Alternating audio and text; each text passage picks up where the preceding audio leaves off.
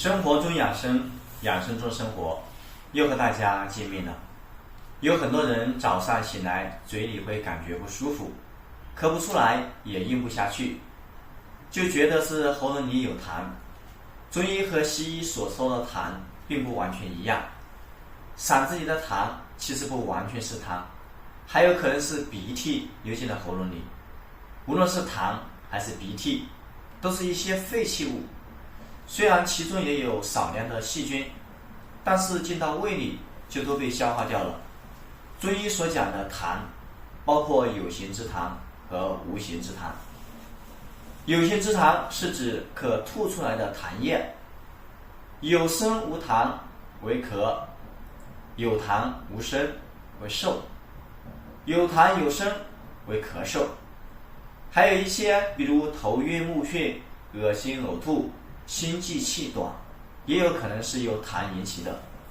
这种看不见的痰就是无形之痰。中医讲脾为生痰之源，如果祛痰就选脾胃经上的穴位。今天我们就来分享一个祛痰的首选穴位——分轮穴。它位于足阳明胃经，位于腿的外侧。当外踝尖上8寸，距胫骨前缘2横指的位置。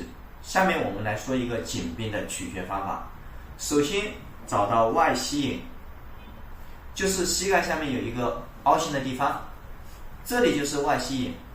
然后再找到外踝尖，这里就是外踝尖。外踝尖和外膝眼连成一条直线，然后取这条线的中间点，